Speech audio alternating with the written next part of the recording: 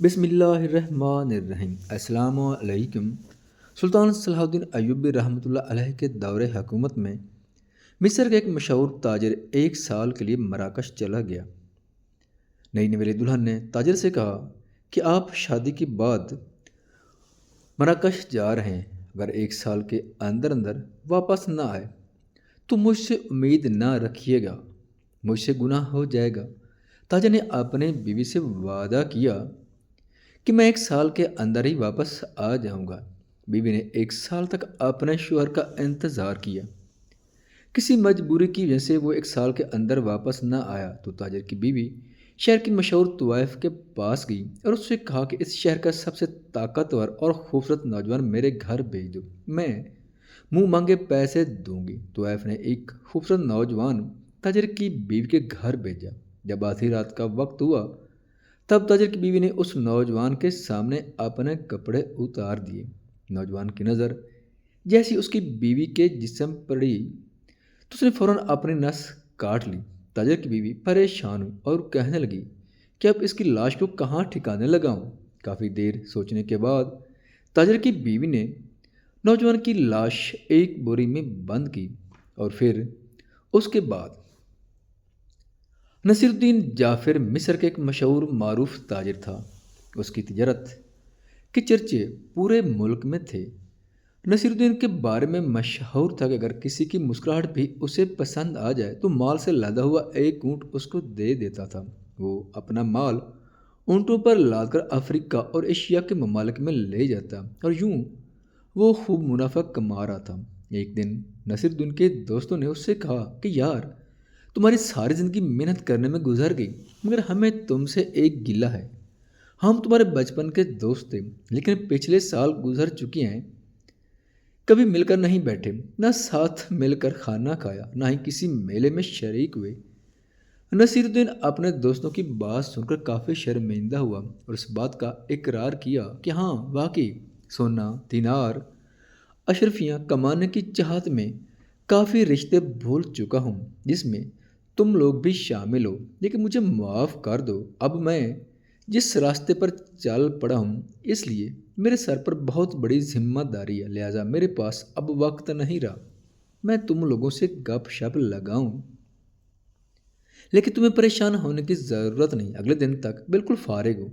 میرے پاس کافی وقت ہے، آپ لوگوں کے لیے وقت نکالنا چاہتا ہوں کیونکہ ذہنی اور جسمانی طور پر میں کافی تھک چکا ہوں، مجھے خود بھی ٹائم چاہیے۔ نصیر الدین کے دوستوں نے جب یہ سنا تو خوش ہوئے اور کہا چلو کچھ دن تو ساتھ رہنے کا موقع مل جائے گا، ایک دوسرے سے گپ شپ لگائیں گے، ایک دوسرے کو اپنے دلوں کا حال بتائیں گے۔ اتفاق سے اگلے ہفتے مصر میں ایک بہت بڑا میلہ تھا تو سارے دوستوں نے یہ فیصلہ کیا کہ ہم میلے میں شرکت کریں گے۔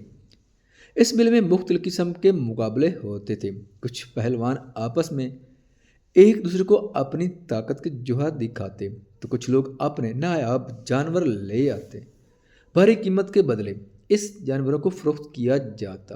جانوروں کے شوقین لوگ وہاں سے بیل اور گھوڑے خرید کر لے جاتے۔ نصیر الدین اپنے دوستوں کے ساتھ اس میلے میں گھوم رہا تھا کہ وہاں اس کی نظر ایک لڑکی پر پڑی۔ پہلے ہی نظر میں نصیر الدین اس لڑکی کا دیوانہ ہو گیا۔ وہ لڑکی اتنی خوبصورت اور حسین تھی کہ کوئی بھی شخص پہلی نظر میں دیوانہ ہو سکتا تھا۔ نصیر الدین نے اپنے دوستوں سے کہا کہ تم یہاں ٹھہرو، میں ابھی آ رہا ہوں۔ لوگوں کے ہجوم میں وہ لڑکی آگے جا رہی تھی اور نصیر الدین اس کا پیچھا کر رہا تھا، اس سے بات کرنے کی کوشش کر رہا تھا لیکن ہجوم میں اسے موقع نہیں مل رہا تھا۔ آخرکار لوگوں کو چیرتا ہوا وہ اس حسینہ کے سامنے آیا، اپنا مختصر سا تعارف کروایا، پھر لڑکی سے اس کا نام پوچھا۔ لڑکی نصیر الدین کی بے باکی پر حیران ہوئی اور کہا کہ بے شرم ہو، میں آپ کو جانتی تک نہیں، بغیر میری خواہش کے آپ نے اپنا تعارف کیا اور پھر مجھ سے بھی میرا نام پوچھنے کی جرات کی۔ نصیر الدین نے نہایت ادب سے کہا کہ میں آپ کو پسند کرتا ہوں، آپ کو اپنی زندگی میں لانا چاہتا ہوں، آپ سے شادی کرنا چاہتا ہوں۔ لڑکی کے دل میں نہ جانے کیا آیا، اس نے نصیر الدین کو ایک زوردار تھپڑ مارا۔ یہ زندگی میں پہلا تھپڑ تھا جو کسی عورت نے نصیر الدین کے منہ پر مارا۔ خیر، نصیر الدین بغیر کچھ کہے وہاں سے روانہ ہوا اور اس کے بعد اپنے دوستوں کے ساتھ مل جل گیا۔ دوستوں نے محسوس کیا کہ نصیر الدین بہت اداس ہے، ایسا لگ رہا ہے जैसे वो किसी सोच में है। दोस्तों ने उससे पूछा कि क्या हुआ? अचानक हम महसूस कर रहे हैं कि कुछ टाइम से तुम काफ़ी उदास लग रहे हो। ऐसा पहले तो नहीं था। उसने अपने दोस्तों को कुछ ना बताया, लेकिन जब दोस्तों ने इसरार किया तब नसीरुद्दीन ने उन्हें कहा कि इसी मेले में मुझे एक लड़की पसंद आई है, मैं तुम लोगों को बगैर बताए उसके पीछे किया, अपनी मोहब्बत का इजहार किया। लेकिन लड़की को शदीद गुस्सा था, या फिर मैं उसे पसंद ना आया। उसने मेरे मुंह पर तमांचा मारा, मुझे अच्छा ना लगा, क्योंकि किसी औरत ने इससे पहले मुझ पर कभी हाथ नहीं उठाया था, मगर आज औरत से थप्पड़ खाकर अजीब महसूस हो रहा है। नसीरुद्दीन के दोस्तों ने जब ये सुना तो उन्हें गुस्सा आया और कहा कि वो लड़की कहाँ है, उसकी हिम्मत कैसी हुई तुम पर हाथ उठाने की। ये कहते हुए उसके दोस्त भागे और लड़के को तलाश करना शुरू किया। नसीरुद्दीन ने अपने दोस्तों के सामने हाथ जोड़कर कहा, खुदा ऐसा कुछ ना करना, उस लड़की तक पहुंचने के लिए सारे रास्ते बंद हो जाएंगे। अभी भी मुझे उम्मीद है कि शायद हमारी दोबारा मुलाकात हो और लड़की को अपनी गलती का एहसास हो, लेकिन तुम लोगों ने अगर कोई ऐसी वैसी हरकत की तो लड़की मेरे हाथ से निकल जाएगी। दोस्तों ने उसकी नसीहत पर अमल किया और अपने इरादे से बाज रहे। शाम तक वो मेले में रहे, उसके दोस्त मुस्करा रहे थे, सब खुश थे सिवाय नसीरुद्दीन के। नसीरुद्दीन उस लड़की की वजह से मुसलसल परेशान था। उस लड़की का नाम कलसूम था। मेले से कुछ दिन बाद कलसूम एक बाजार से गुजरी तो देखा कि गली में लोग एक लंबी कतार में खड़े हैं। इतना रश था कि उस गली में गुजरने की हिम्मत नहीं थी। लोग हाथों में खाली बर्तन लिए खड़े थे, उसके अलावा उनके बगलों में खाली थैले भी थे। लड़की ने गली में मौजूद एक बुजुर्ग से पूछा कि यहाँ लोगों का इतना रश क्यों है, ये क्या मामला है, क्या कोई खैरात मिल रही है? बुजुर्ग ने उससे कहा, या तो आप इस शहर में नई आई या फिर आपकी अकल पर हैरान हूँ कि आज तक आपको ये नहीं मालूम कि हर जुम्मा के दिन नौजवान नसीरुद्दीन इस शहर के लोगों में खैरात और गंदम तकसीम करते हैं। ये लोग यहाँ से गंदम के थैले भर कर ले जाते हैं, उसके अलावा राशन आटा जो मिले वो ले जाती हैं। बुजुर्ग की बात सुनकर कलसूम ने कहा कि कौन है ऐसा नेक दिल शख्स जो लोगों की इतनी दिल खोल कर मदद करते हैं। बुजुर्ग ने हाथ के इशारे से कहा कि वो देखो सामने खड़ा है। कलसूम ने नसीरुद्दीन को देखा तो वह अपने हाथों से लोगों में माल तकसीम कर रहा था। जरा करीब हुई, उसे झटका लगा, दिल ही दिल में शर्मिंदा हुई कि ऐसे शख्स पर मैंने हाथ उठाया, मुझसे तो बहुत बड़ी गलती हुई। नसीरुद्दीन से मुआफ़ी मांगना चाह रही थी, लेकिन रश इतना ज़्यादा था और लोगों के हजूम में वो ऐसा ना कर पाई। कलसूम ने दिल में ठान ली कि जब तक मैं इस शख्स से मुआफ़ी ना मांग लूँ, मैं इस वक्त तक घर नहीं जाऊंगी। लोगों के रश की वजह से वो गली के कोने में बैठ गई। तादाद ज़्यादा होने की वजह से शाम हो गई और रात का अंधेरा छाने लगा। जब तमाम लोग वापस चले गए तब नसीरुद्दीन ने देखा कोने में एक औरत बैठी है। नसीरुद्दीन ने अपने मुलाजिम से कहा कि इस औरत को यहाँ ले आओ, शायद कमज़ोर है, मैं उसे कुछ माल दे दूँ और उसे अपने घर तक छोड़ आऊँ। मुलाजिम ने अपने मालिक के हुक्म की तामील की और औरत की तरफ बढ़ा, लेकिन औरत ने कहा कि वो खुद नसीरुद्दीन से मिलना चाहती है। मुलाजिम ने नसीरुद्दीन को बताया तो उसने कहा ठीक है, उसे मेरी तरफ ले आओ। कलसूम ने अपना चेहरा नुकाब में छुपाया हुआ था। उसने कलसूम से कहा कि ऐ औरत, तुझे क्या चाहिए? तुम वहाँ कोने में बैठी हो, क्या तुम बीमार हो? कलसूम ने जवाब दिया कि मुझे मुआफ़ी चाहिए, मैं आपसे मुआफ़ी की तलबगार हूँ। नसीरुद्दीन ने कहा कि कौन सी मुआफ़ी, कैसी बातें कर रही हैं? उसके बाद कलसूम ने चेहरे से नकाब हटाया तो उसको अपनी आंखों पर यकीन न आया। ऐसी लड़की जिसकी वजह से वो काफ़ी दिनों से परेशान था, दोबारा मिलने की तमन्ना कर रहा था, वो खुद उसके दरवाजे पर खड़ी थी। नसीर ने उस औरत से कहा कि आपको मुआफ़ी मांगने की ज़रूरत नहीं, मैं आपसे मुआफ़ी मांगता हूँ कि इस मेले में मुझे ऐसी जल्दी में अपनी मोहब्बत का इजहार करना चाहिए था। यूँ अचानक कोई आपसे ऐसी मोहब्बत का इजहार करे तो गुस्सा आएगा। आप अपनी जगह ठीक थी, मैं आपके लिए एक अजनबी था और अजनबी को इतनी जल्दी कोई नहीं जानता। कलसूम ने कहा कि आप बिल्कुल ठीक कह रहे हैं, लेकिन आज मैं आपको जान चुकी हूँ। आप इज्जत और रुतबे मुझसे ज़्यादा आगे हैं, आपका अखलाक बाकमाल है। मुझे तो शर्म महसूस हो रही है कि आप जैसा इंसान मुझ जैसी औरत से कैसे मोहब्बत कर सकता है। جبکہ رتبے میں آپ کے نسبت بہت کم ہوں۔ نصیر الدین نے کہا کہ ایسی باتیں نہ کریں، آپ میری آنکھ سے خود کو دیکھیں تو آپ کو آپ کی عزت اور رتبے کا پتہ چلے گا۔ اس کے بعد نصیر الدین نے دوبارہ کلثوم سے کہا کہ میں آپ سے نکاح کرنا چاہتا ہوں۔ کلثوم نے اس سے کہا کہ آپ کو میرے گھر آنا پڑے گا، میرے والد سے میرا رشتہ مانگنا پڑے گا۔ اگر میرا والد آپ کو قبول کر لیتا ہے تو میری تو یہ خوش قسمتی ہوگی، مگر میں اپنے والدین کی مرضی کے بغیر آپ کو اپنا ساتھی منتخب نہیں کر سکتی۔ نصیر الدین نے کلثوم سے وعدہ کیا کہ میں کل آپ کے والد کے ہاں ضرور آؤں گا۔ اس کے بعد صبح ہوتی نصیر کلثوم کے گھر آیا۔ اس کے والد اس کو اچھی طرح پہچانتے تھے، اور جیسے اس نے نصیر الدین کو دیکھا تو اس کی خوشی کی انتہا نہ رہی اور کہنے لگا کہ یہ ہماری خوش قسمتی ہے کہ آپ ہمارے گھر آئے۔ نصیر الدین نے کلثوم کے والد کو سلام کیا، اس کے بعد کیا کہا کہ میں آپ کی بیٹی کو گھر کی عزت بنانا چاہتا ہوں، اس سے نکاح کرنے کی خواہش رکھتا ہوں۔ یہ سن کر بزرگ خوشی ہوا، اس کی آنکھوں میں خوشی کے آنسو تھے، اور نصیر الدین کا ماتھا چوم کر کہا کہ اس سے زیادہ میرے لیے باعث فخر بات اور کیا ہوگی کہ میری بیٹی آپ سے رشتہ داری کرنا چاہ رہی ہے۔ میری بیٹی بہت خوش نصیب ہے، وہ ایک ایسے گھر میں جا رہی ہے جس گھر کی وجہ سے لاکھوں لوگوں کے چولہے جلتے ہیں، ایک ایسے شخص کے گھر جا رہی جو غریبوں کا مسیحا ہے۔ کچھ عرصہ بعد نصیر الدین اور کلثوم کا بڑا سادگی کے ساتھ نکاح ہوا، اور نصیر الدین نے کلثوم کے والد سے جہیز لینے سے انکار کر دیا اور کہا کہ میں جہیز نہیں لوں گا۔ نصیر الدین نے کلثوم سے کہا کہ میرے والد نے میرا نام نصیر الدین رکھا، اور اس کی خواہش تھی کہ میرے ہاں جب پہلا بیٹا پیدا ہو تو اس کا نام بشیر رکھوں، جو لوگوں کا دوست ہو، ان کا ہمدرد، دکھ سکھ میں ان کا ساتھ دینے والا ہو۔ کلثوم نے اپنے شوہر سے کہا آپ بھی غریبوں کے ہمدرد ہیں، انشاءاللہ اگر اللہ نے آپ کو اولاد نرینہ عطا کی تو آپ کا بیٹا بھی آپ کی طرح لوگوں کا ہمدرد بنے گا۔ شادی سے کچھ دن بعد نصیر الدین کو ایک اہم کام کے سلسلے میں مراکش جانا پڑا۔ نصیر الدین نے اپنا تجارتی قافلہ تیار کیا اور اپنی بیگم سے کہا کہ مجھے کئی ماہ لگ سکتے ہیں، حتیٰ کہ 1 سال بھی لگ سکتا ہے، میرا انتظار کرنا، میں جلد واپس آؤں گا، مجھے دل سے مت بھلانا۔ کلثوم کو نصیر الدین کا یوں شادی کے بعد اچانک مراکش چلے جانا اچھا نہ لگا۔ وہ اپنے شوہر سے کہنے لگی کہ ابھی کچھ دن مزید ٹھہر جائیں، ابھی کچھ دن ہی تو ہماری شادی کو ہوئے، میری خواہش ہے کہ آپ کچھ دن مزید ادھر ٹھہر جائیں تاکہ زندگی کے یہ قیمتی لمحات ہم دونوں اکٹھے گزار سکیں۔ نصیر الدین نے کہا کہ میری بھی یہی خواہش تھی، لیکن جانا میری مجبوری ہے، تو میرا انتظار کرنا، میں جلد واپس آنے کی کوشش کروں گا۔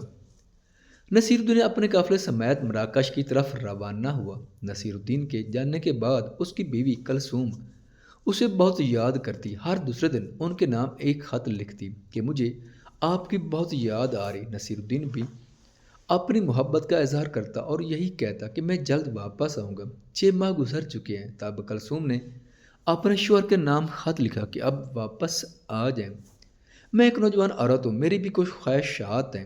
نصیر الدین نے 1 یا 2 ماہ مزید اس سے واپس آنے کا وعدہ کیا۔ جب مزید 1-2 ماہ گزر گئے تب کلثوم نے اسے اپنا وعدہ یاد دلایا۔ نصیر الدین نے یہی کہا کہ میں 1 سال کے اندر اندر واپس آ رہا ہوں اور میں اس بات کا آپ سے وعدہ کرتا ہوں۔ کلثوم نے بھی جذباتی انداز میں اپنے شوہر سے کہا کہ اگر 1 سال کے اندر اندر آپ واپس نہ آئے تو مجھ سے گناہ کا ارتکاب ہو سکتا ہے۔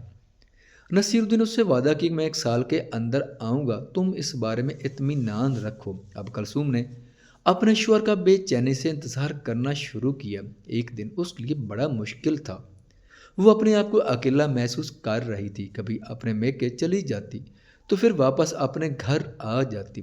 زندگی کے تمام رام اس کی زندگی سے مٹتے جا رہے تھے۔ جب 1 سال کا عرصہ گزر گیا تب کلثوم کو اپنے شوہر پر غصہ آیا۔ اسے اس بات کا غصہ تھا کہ اس کے شوہر نے وعدہ پورا نہ کیا۔ اپنی خواہشات پوری کرنے کے لیے وہ بار بار بہک رہی تھی، پھر وضو کر کر نماز پڑھنا شروع کر دی۔ شیطان اسے بہکا رہا تھا کہ تمہارے شوہر کو تمہارا خیال نہیں۔ آخرکار اس کے جذبات جب حد سے بڑھنے لگے تو اس نے شہر کی ایک طوائف سے رابطہ کیا جو عمر میں بوڑھی تھی۔ کلثوم نے طوائف سے کہا کہ مجھے ایک ایسے نوجوان کی ضرورت ہے جو میرا دوست بن سکے اور میری خواہشات پوری کرے، لیکن یہ بات راز میں ہی رہنی چاہیے، اگر کسی کو پتہ چلا تو میرے لیے مسئلہ بن سکتا ہے۔ میں اس کام کے بدلے میں اس نوجوان کو بھی مال دوں گی اور آپ کو بھی خوش رکھوں گی۔ طویف نے کہا ویسے تو میں یہ کام چھوڑ چکی ہوں، مگر آپ کی خاطر میں کوئی نوجوان تلاش ضرور کروں گی جو آپ کا راز بھی رکھے اور آپ سے دوستی بھی کرے۔ ویسے تو اس شہر میں کافی نوجوان پھرتے ہیں، خوبصورت ہیں لیکن قابل بھروسہ نہیں۔ بڑھیا پورے شہر میں پھرتی رہی لیکن کوئی قابل بھروسہ نوجوان نہ ملا۔ بڑھیا نے سوچا کہ اب اس شہر سے باہر نکلنا چاہیے کیونکہ مجھے منہ مانگی قیمت مل رہی ہے۔ وہ شہر سے باہر ایک پہاڑی کی طرف روانہ ہوئی۔ چلتے چلتے شام ہو چکی تھی۔ اس نے دیکھا کہ پہاڑی علاقے کی غار ہے، اس کے اندر روشنی ہے۔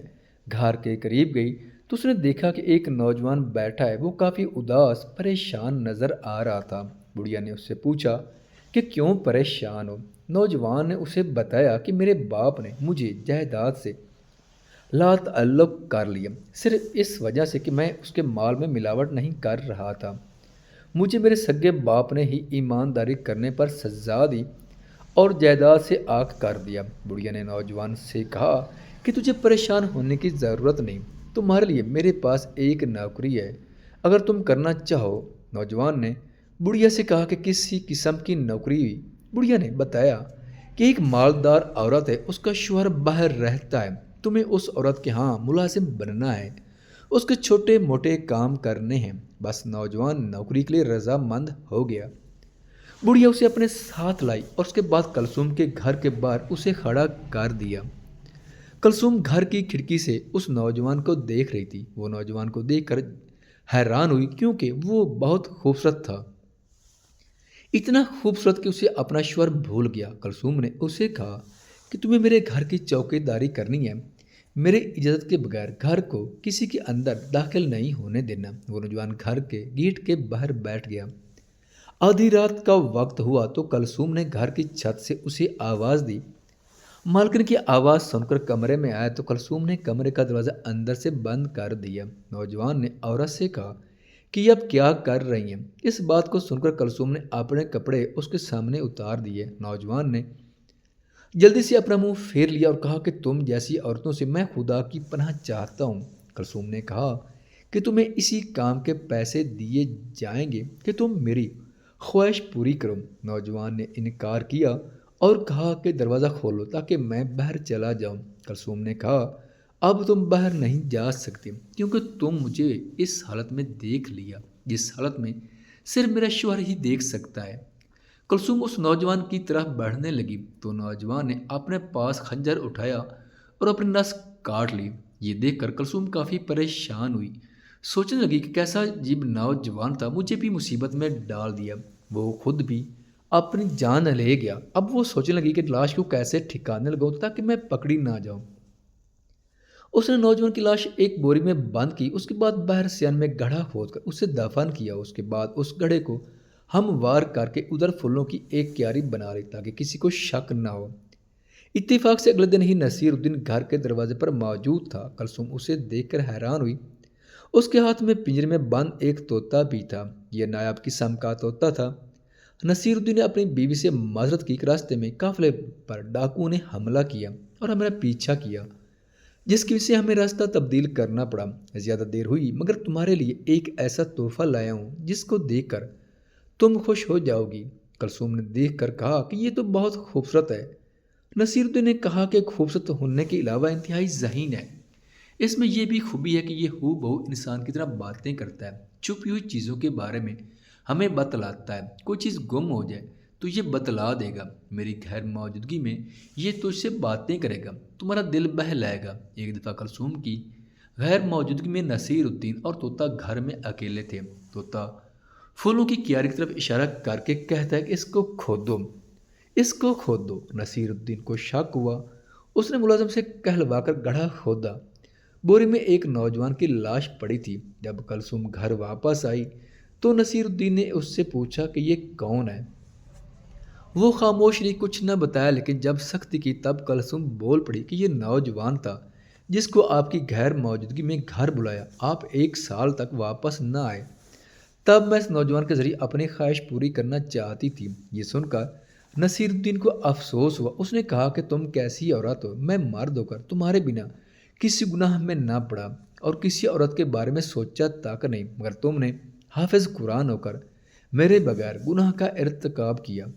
نصیر الدین نے کلثوم کو طلاق دے دی، لیکن وہ اپنے دوستوں کو یہ نصیحت کرتا رہا کہ بیوی کو اکیلا چھوڑ کر زیادہ عرصہ باہر جانا کم عقلی ہے۔